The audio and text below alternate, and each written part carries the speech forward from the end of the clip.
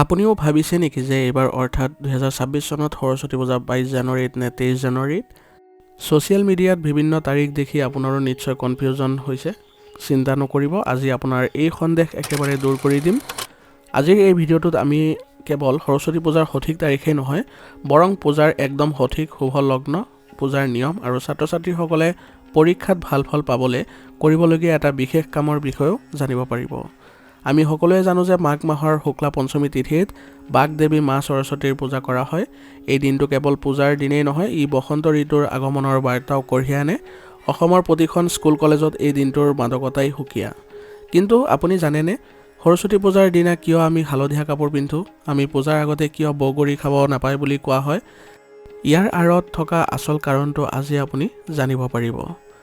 পঞ্জিকা অনুসৰি 2026 চনত পঞ্চমী তিথি আৰম্ভ হ'ব 22 জানুৱাৰী নিশা 2:28 পৰা আৰু এই তিথি থাকিব 23 জানুৱাৰী নিশা 1:46 শাস্ত্ৰত উদয় তিথিক অৰ্থাৎ সূৰ্যোদয়ৰ সময়ত থকা তিথিক বেছি গুৰুত্ব দিয়া হয়, যিহেতু 23 জানুৱাৰীৰ পুৱা পঞ্চমী তিথি পোৱা গৈছে।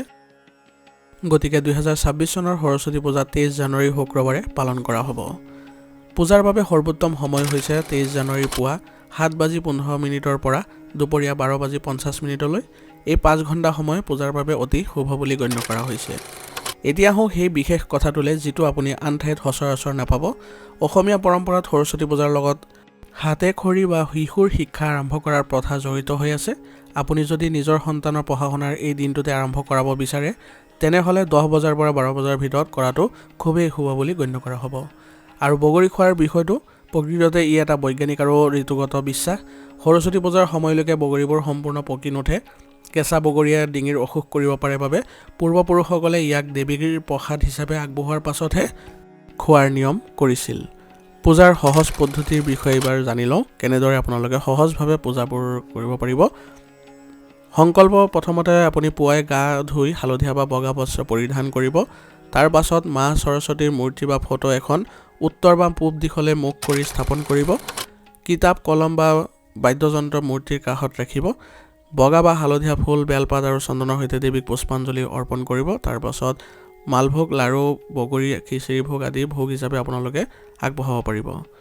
গতিকে দৰ্শকসকল, আপুনিও 23 জানুৱাৰীৰ দিনটোৰ বাবে প্ৰস্তুতি চলাইছেনে?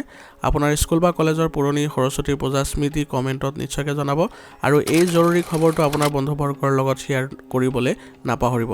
এনেকুৱা তথ্যৰ বাবে চেনেলটো ছাবস্ক্ৰাইব কৰি ল'বলৈ নাপাহৰিব আৰু কমেণ্টত সকলোৱে জয় মা সৰস্বতী লিখিবলৈ নাপাহৰিব। ধন্যবাদ।